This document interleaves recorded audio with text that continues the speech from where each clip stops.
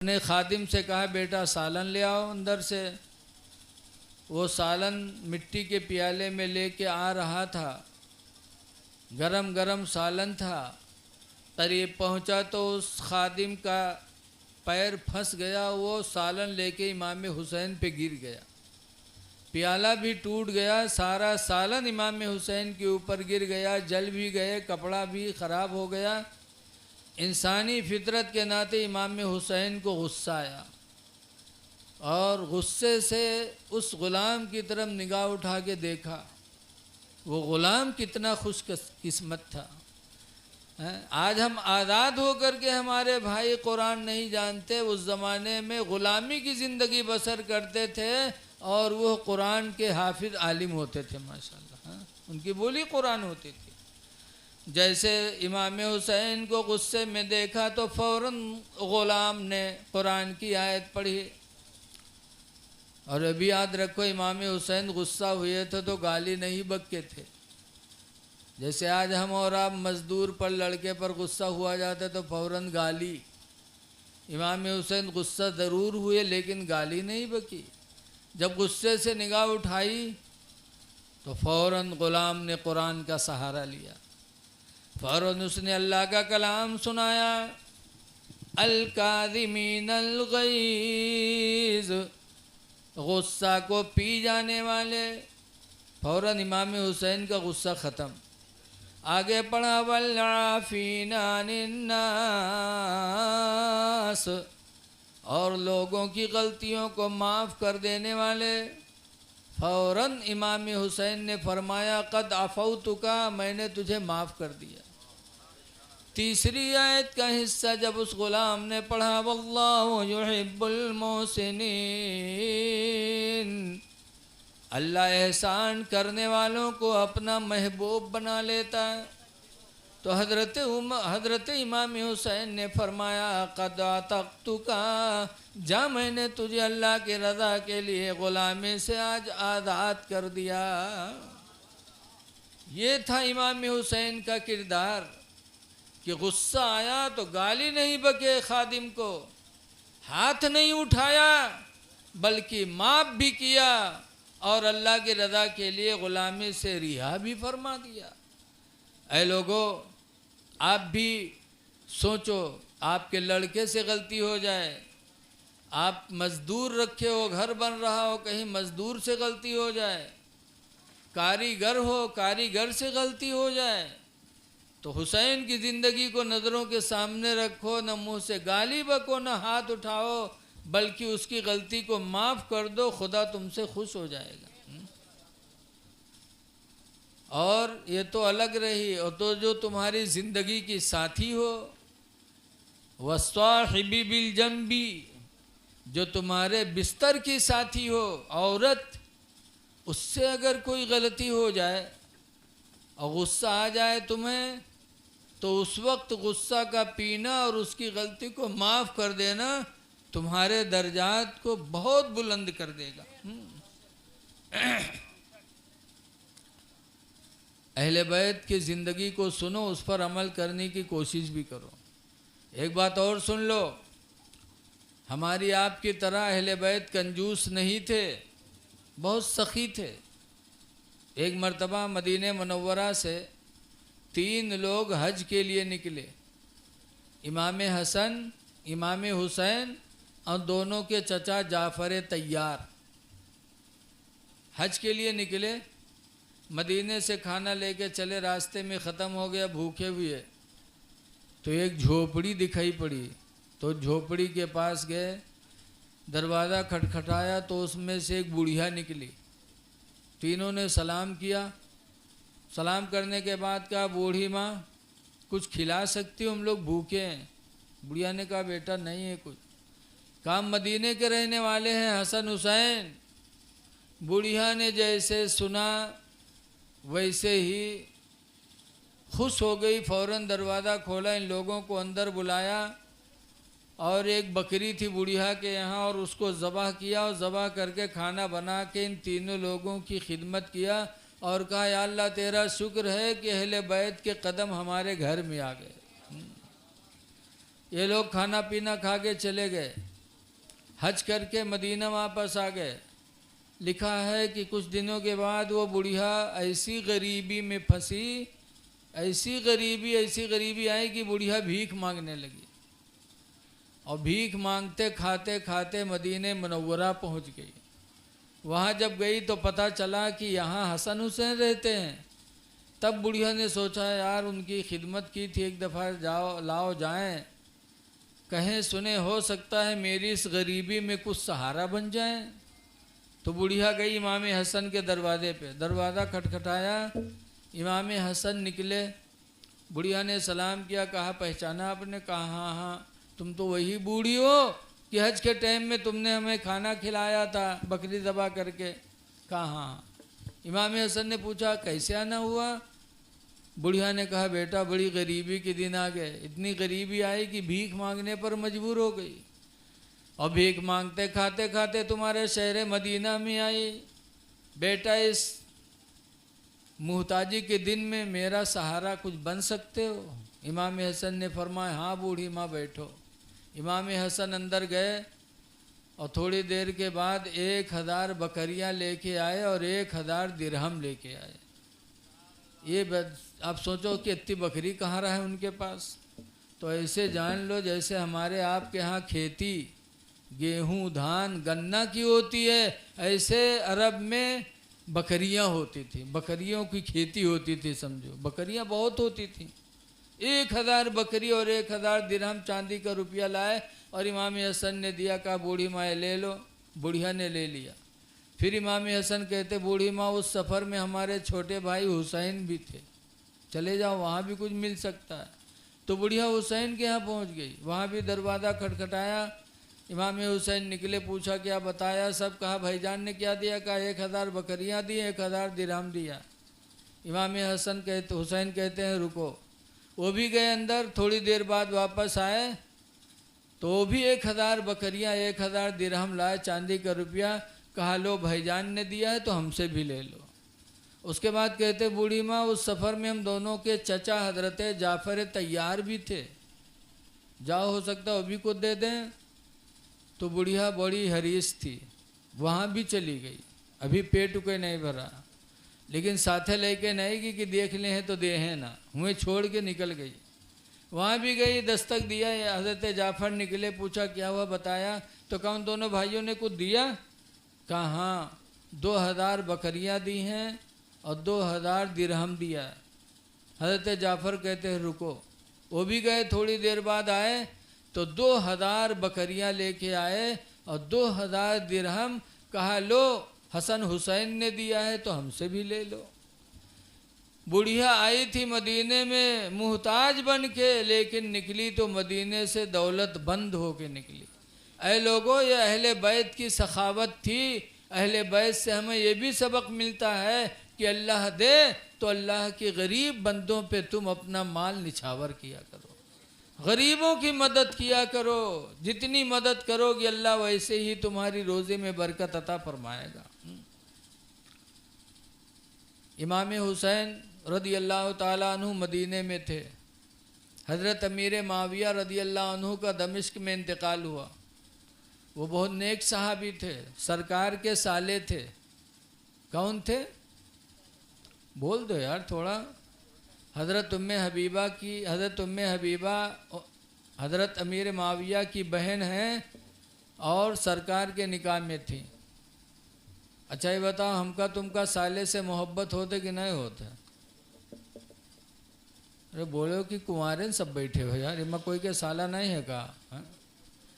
अरे सार से ज़्यादा मोहब्बत होती है लोगों को आजकल, भाई से कम।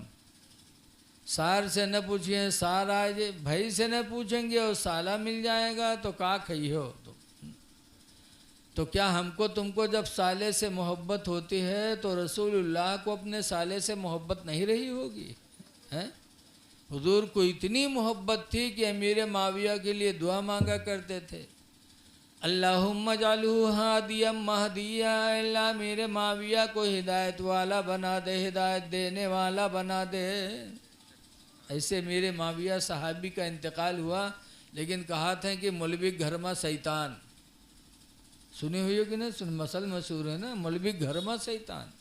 हजरत मेरे माविया रदी अल्लाह ने इतने बड़े जलीलुल कद्र सहाबी, और उनके घर में यजीद जैसा बदतमीज इंसान पैदा हो गया। हजरत मेरे माविया रदी अल्लाह अन्हु के जैसे इंतकाल हुआ, तख्त पर यजीद बैठ गया, फ़ौरन दाढ़ी छिलवाया, शराब पिया, नमाज़ों को छोड़ा, शरीयत को बिल्कुल उसने एकदम से ख़त्म ही कर दिया। और ख़बर भेजी मदीना कि इमाम हुसैन से कह दो कि हमारे हाथ पे बैत करें, वरना फिर जंग के लिए तैयार हो जाएं।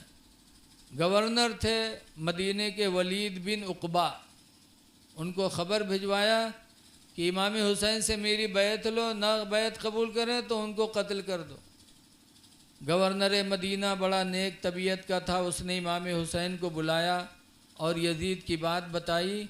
तो इमाम हुसैन ने कहा, ना, मैं यजीद के हाथ पे हाथ कभी भी नहीं रख सकता, क्योंकि उसने रसूलुल्लाह की सुन्नत को सबसे पहले मिटाया, नमाज़ों को छोड़ा, शराबी हो गया, माँ बहन बेटी से उसने निकाह को भी जायज़ कर दिया। माअल्लाह कि कोई चाहे बिटिया से निकाह करे, चाहे बहन से, सब जायज़। इमाम हुसैन ने फरमाया उसके हाथ पे मैं हाथ नहीं रख सकता। तो इतने लोग जान के पीछे पड़े कि इमाम हुसैन को मदीना छोड़ना पड़ा। मदीना छोड़ दिए, मक्का चले गए। कूफा के लोगों को पता चला कि बोलो नहीं यार, बात न करो। कूफा के लोगों को पता चला कि हज़रत मेरे माविया का इंतकाल हो गया और इमाम हुसैन से बैत मांगी, उन्होंने इनकार कर दिया। मक्का चले आए तो कूफा वालों ने ख़त लिखा, 3 दिन में 53 खतूत इमाम हुसैन के पास भेज दिया कि आप कूफा आ जाइए। इमाम हुसैन रदी अल्लाह ताला अन्हु ने पहले अपने चचाजाद भाई मुस्लिम बिन अकील से कहा कि जाओ कूफा और वहाँ के हालात जैसे हों मुझे बताओ। तो मुस्लिम बिन अकील जब चले तो उनके साथ उनके 2 लड़के भी चले। मुस्लिम बिन अकील कूफा पहुँचे। कूफी बहुत खुश, एक ही हफ्ता में 40,000 कूफियों ने इमाम मुस्लिम के हाथ पे हाथ दे के इमाम पाक की बैत को कबूल कर लिया। इमाम मुस्लिम बहुत खुश हुए। फ़ौरन उन्होंने इमाम हुसैन के पास ख़त लिखा कि आप फ़ौरन कूफा आ जाएं, कूफा वाले आपके साथ हैं। 1 हफ्ता में 40,000 लोगों ने आपकी बैत कबूल कर ली। तो इमाम हुसैन रदी अल्लाह ताला अन्हु 3 ज़िलहिज को मक्का से कूफा रवाना हो गए। और उधर क्या हुआ?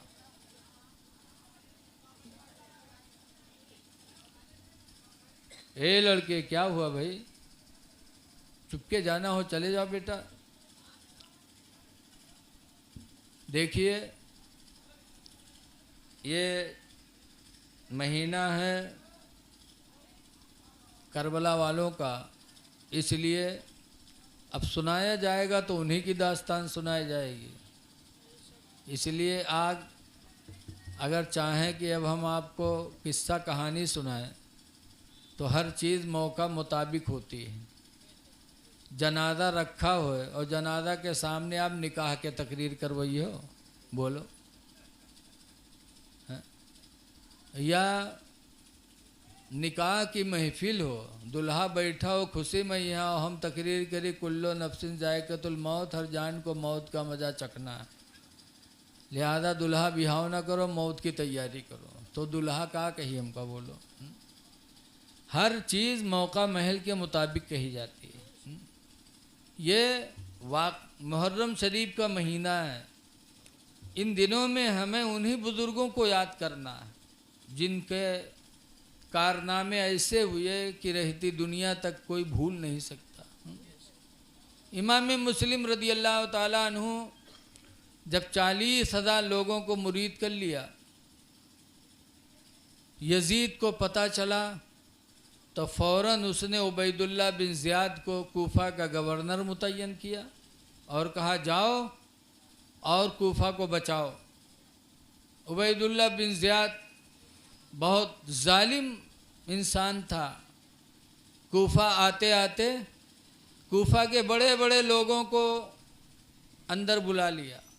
अब बुलाने के बाद सबसे कहा है, कूफा वालों सुन लो, अगर तुम लोग अपनी ज़िंदगी चाहते हो तो गवर्नर हाउस की छत पे चढ़ के ऐलान करो कि सब लोग मुस्लिम का साथ छोड़ दें। अगर नहीं ऐलान करोगे तो तुम लोगों को इसी के अंदर हम मार देंगे। कूफा वाले बड़े डरपोक थे। सब गए कूफा के गवर्नर हाउस की छत पे चढ़ गए। 40,000 इमाम मुस्लिम के मानने वाले आ गए, गवर्नर हाउस को घेर लिया। इमाम मुस्लिम से इजाज़त मांग रहे थे, हुजूर इजाज़त दो, अभी हम फतेह कर देंगे सब। लेकिन इमाम मुस्लिम ने फरमाया, ना, जंग की इब्तिदा मैं नहीं कर सकता, मैं तो बातों से सुलहियत करना चाहता हूँ। इस इंतज़ार में खड़े थे कि वो कूफी जो अंदर थे, उबैदुल्लाह बिन ज़ियाद ने जब हड़काया कि अगर जान बचाना है तो खड़े होकर अपने अपने रिश्तेदारों को मुस्लिम के साथ से अलग करो। वो सब छत पे चढ़े और अपने अपने ख़ानदान के लोगों से हाथ जोड़ जोड़ के कहने लगे, ऐ मेरे फलां, ऐ मेरे फलां, तुम लोग मुस्लिम का साथ छोड़ दो, वरना हम इसी गवर्नर हाउस के अंदर कत्ल कर दिए जाएंगे। हम लोगों पे रहम करो, मुस्लिम का साथ छोड़ो। बस सब एक एक करके दूर होने लगे। यहाँ तक कि नमाज मगरिब का वक्त आया। कूफा की मस्जिद में इमाम मुस्लिम नमाज़ पढ़ने गए तो 500 लोग पीछे थे। जब नेत बांधी 500 लोग, और जब सलाम फेरा तो देखा एक भी नहीं, सब नमाज में छोड़ छोड़ के नेत भाग गए। इतने बड़े बेवफा कूफी। इमाम मुस्लिम रदी अल्लाह ताला अन्हु की आंखों में आंसू आए। कहा, अफसोस, मैंने इमाम को ख़त लिख दिया कि आप तशरीफ़ लाएं और यहाँ कूफियों का ये हाल। निकले तो देखा मगरिब के बाद ही सबके दरवाजे बंद, सब ने बंद कर लिया दरवाज़ा। क्यों? हुकूमत के डर से कि कहीं मुस्लिम हमारे घर में न चले आए, जो हुकूमत हमारी दुश्मन हो जाए। सब ने घर बंद कर लिया। इमाम मुस्लिम निकले, देखा कि सारे दरवाजे बंद। बहुत अफसोस हुआ कि कितनी बेवफा कौम निकली। आगे बढ़े तो देखा एक बुढ़िया खड़ी थी, प्यासे हो गए थे। कहा, बूढ़ी माँ पानी पिला सकती हो? वो बुढ़िया का नाम था तौआ। कहा, बूढ़ी माँ पानी पिला सकती हो? कहा, हाँ बेटा पिला सकती हूँ। बुढ़िया अंदर गई और प्याले में पानी लेके आई। इमाम मुस्लिम ने दाहिने हाथ में पानी का प्याला लिया। आज हम लोग इसका ख्याल नहीं करते, कोई कुछ देता है तो ये नहीं सोचते कि दाहिने से लें, बल्कि बायां ही फैला देते। कभी कभार कोई चीज़ लो तो दाहिने हाथ से लो, ये भी मेरे नबी की सुन्नत है। इमाम मुस्लिम ने दाहिने हाथ से प्याला लिया, फिर बैठ गए। खड़े खड़े नहीं पिया, क्योंकि खड़े होकर पीना ये भी सुन्नत के खिलाफ है। बैठ गए, फिर बिस्मिल्लाहिर्रहमानिर्रहीम कह के प्याले में मुंह लगाया। 3 घूंट में जितना पीना था पिया, और जब पी चुके तो कहते हैं अल्हम्दुलिल्लाह, ये कह के प्याला दिया। तब उस बुढ़िया ने कहा, अरे क्या आप मदीने के रहने वाले हैं? कहा, कैसे जाना आपने? कहा, जो आपने पानी पिया है दाहिने हाथ में लेकर बैठ करके बिस्मिल्लाह करके 3 घूंट में जो आपने पानी पिया है, ये तो रसूलुल्लाह की सुन्नत है, और ये सुन्नत हमारे शहर कूफा में ख़त्म हो गई नहीं है। यहाँ आज तुमने उसके मुताबिक पानी पिया तो मुझे ये यकीन हुआ कि आप शहर कूफा के नहीं होगे, आप शहर मदीना के होगे। ऐ लोगो, तुम भी अपने नबी की सुन्नतों को ज़िंदा करो। खड़े खड़े चाय न पियो, खड़े खड़े पानी न पियो, लेकिन आज तो बोतल चली है, खड़े खड़े गटगट गटगट मार गए। सुन्नतों का एहतमाम करो। हज़रत मुस्लिम ने पानी पिया, फिर जब पता चला मदीने के हैं तो कहा, बूढ़ी माँ क्या घर में पनाह दे सकती हो? ये कूफा है कि मुझे मेहमान बना के बुलाया था, आज सबने हमारा साथ छोड़ दिया। तौवा ने कहा, बेटा बिल्कुल आओ। घर में ले गई, बिस्तर दिया। इमाम मुस्लिम अली रहमा रदी अल्लाह अन्हु उसके घर में ठहरे, लेकिन उस बुढ़िया का लड़का था बड़ा बदनसीब था, वो हुकूमत का आदमी था। आया इमाम मुस्लिम को देखा घर में, जाके उबैदुल्लाह बिन ज़ियाद को बता दिया। उबैदुल्लाह बिन ज़ियाद ने सिपाहियों को भेजा और हज़रत इमाम मुस्लिम को गिरफ़्तार किया।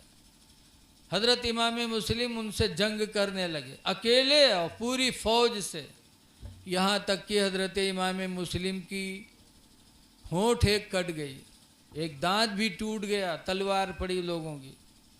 हज़रत इमाम मुस्लिम को गिरफ़्तार किया, गवर्नर हाउस के दरवाजे पे लेके गए, प्यासे हो चुके थे, पानी रखा था घड़े में। इमाम मुस्लिम ने कहा क्या मुझे पानी मिल सकता है? तो मुस्लिम बिन उमर बाहिली एक बदनसीब इंसान था, कहा ना ना ना पानी नहीं दिया जाएगा, ऐसे प्यासे लेके जाओ अंदर। तो कहा, लोगों ने कहा नहीं नहीं पानी पिला दो। हज़रत इमाम मुस्लिम को प्याले में भरकर पानी दिया गया, जैसे मुंह में लगाया, होंठ तो ज़ख्मी था, दांत भी टूट गया था, जैसे मुंह में प्याला लगाया कि पूरा पानी खून से रंगीन हो गया, छोड़ दिया। फिर दोबारा दिया गया, फिर लगाया, फिर रंगीन, फिर छोड़ा, फिर तीसरी मर्तबा दिया गया, फिर जैसे लगाया फिर खून से रंगीन हो गया। हज़रत इमाम मुस्लिम फरमाते हैं, ऐ लोगों, लगता है अब मेरी नसीब से दुनिया का पानी उठ चुका है, हटा दो, अब मेरे नसीब में आखिरत ही का पानी है। ये कहा, उबैदुल्लाह बिन ज़ियाद के पास गए। उबैदुल्लाह बिन ज़ियाद ने कहा कि मुस्लिम, तुम कूफा में फितना फैलाने आए थे, लोग मुत्तहिद होके रह रहे थे, तुमने आके यहाँ फितना फैलाया। इमाम मुस्लिम ने कहा, ना, मैं अहले बैत का रहने वाला हूँ, फितना पैदा करने नहीं आया था, बल्कि रसूलुल्लाह सल्लल्लाहु अलैहि वसल्लम का दीन सही तौर से कूफा में बताने आया था। उबैदुल्लाह बिन ज़ियाद ने कहा, ले जाओ इसको छत पर कत्ल कर दो। हज़रत इमाम मुस्लिम रदी अल्लाह ताला अन्हु को गवर्नर हाउस की छत पे लेके गए और उनको कत्ल कर दिया 3 ज़िलहिज को। इन्ना लिल्लाहि व इन्ना इलैहि राजिऊन। उनके 2 बच्चे भी साथ में गए थे। जब शहीद हुए तो उस दिन दोनों बच्चे कादी शुरैह के घर में थे। उबैदुल्लाह बिन ज़ियाद ने ऐलान कर दिया कि उनके दोनों बच्चों को जो पकड़ के लाएगा इनाम से माला माल कर दिया जाएगा। कादी शुरैह ने सोच लिया कि ये जालिम है उबैदुल्लाह, इन बच्चों को भी मार देगा। तो रात में काफ़िला कूफा से मदीना जा रहा था, तो उसी काफ़िले के सिपुर्द कर दिया, कहा मदीना ले जाके पहुंचा देना। लेकिन अल्लाह की मर्ज़ी, पीछे पीछे चले और रास्ते में काफ़िला बिछड़ गया और वो बच्चे घूमते घूमते 2 सिपाहियों को मिल गए। सिपाहियों ने पूछा कौन हो? कहा मुस्लिम के बच्चे हैं। सिपाहियों ने पकड़ के उबैदुल्लाह बिन ज़ियाद को दिया, कहा ये मुस्लिम के बच्चे मिल गए। तो उबैदुल्लाह बिन ज़ियाद ने जेल में बंद करा दिया और यजीद को ख़त लिख दिया दमिश्क कि मुस्लिम के दोनों बच्चे मिल गए हैं, कहो तो ज़िंदा भेजें और कहो तो उनको कत्ल करके उनका सर तुम्हारे पास भेज दें। ख़त भेज दिया। लेकिन जेल का जो जेलर थे वो मशकूर थे, अहले बैत के बहुत चाहने वाले थे। उन्होंने देखा तो सोच लिया कि चाहे मेरी नौकरी चली जाए, चाहे मेरी जान चली जाए, लेकिन इन अहले बैत के 2 नन्हे फूलों को मैं बचाने की कोशिश करूँगा। रात हुई, मशकूर ने जेल से निकाल दिया और रास्ता बता दिया, इसी रास्ते से मदीना चले जाओ। बच्चे गए, लेकिन बचपना था, उसी उम्र में शहादत पानी थी। थोड़ी दूर गए, फिर भटक गए, यहाँ तक कि चलते रहे रात भर। सुबह हुई तो फिर बच्चे डर गए कि अभी फिर कोई न सिपाही मुझे पकड़कर वहाँ पहुँचा दे। तो एक दरख्त की खोह थी, उसी में दोनों बच्चे छुप गए। उसी के करीब कुआं था।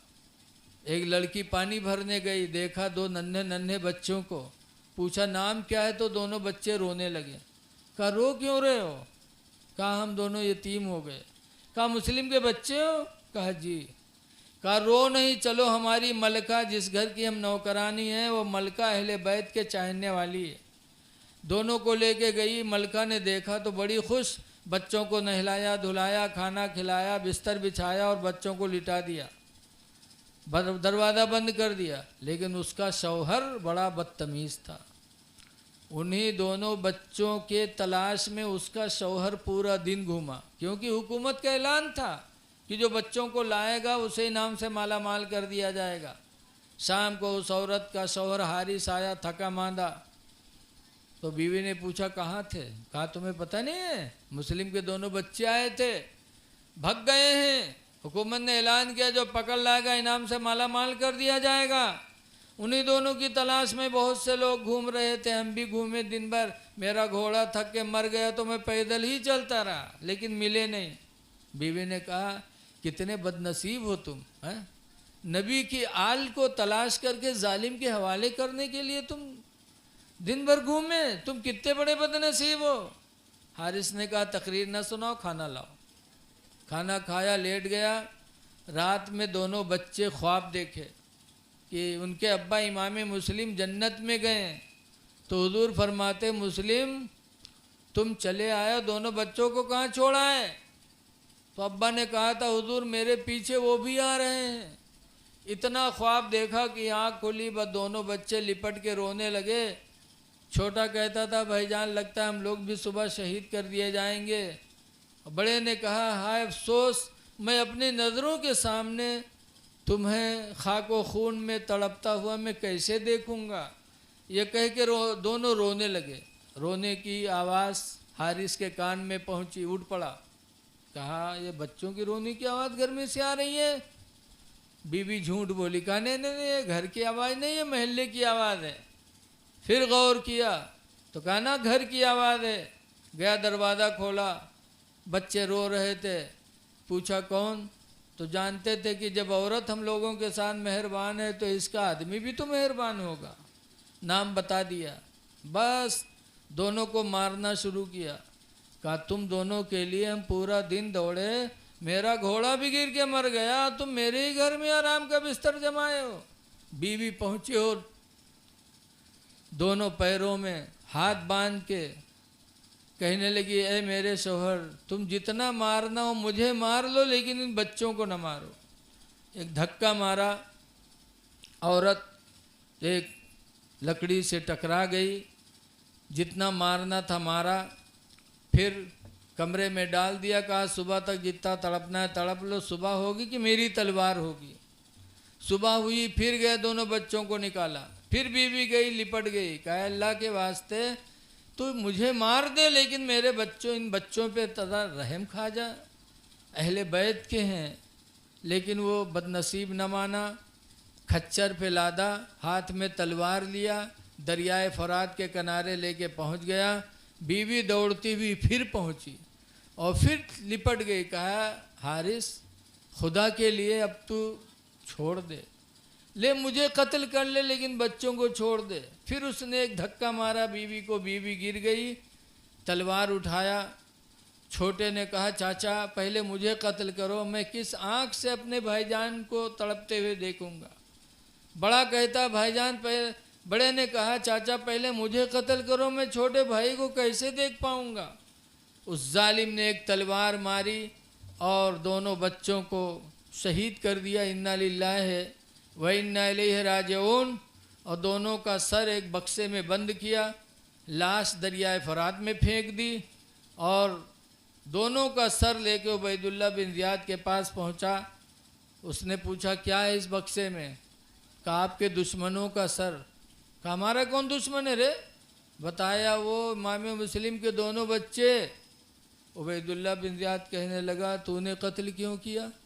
मैंने तो दमिश्क खत लिखा है कि दोनों बच्चे जेल में बंद हैं, अगर कहो तो ज़िंदा भेज दें और अगर कहो तो दोनों का सर भेज दें। अगर उसने ज़िंदा मांग लिया तो मैं कहाँ से लाऊंगा? तूने ऐसे क्यों नहीं लाया? कहा मैं सोचा कि बच्चे हैं, हो सकता है रास्ते में लोगों को तरस आए, मुझे इससे छुड़ा न दें। तो कहा तू बताता मैं सिपाहियों को भेज देता, कत्ल क्यों किया? फिर मजमे में नज़र डाली, कोई है जो इस बदतमीज़ को ले जाके दरियाए फरात के किनारे कत्ल कर दे? एक इंसान खड़ा हुआ, कहा हाँ मैं हूँ। तलवार लिया और हारिस को लेके दरियाए फुरात के किनारे पहुंचा। बीवी ने उसके सुना तो दौड़ी और तलवार छीनने लगी।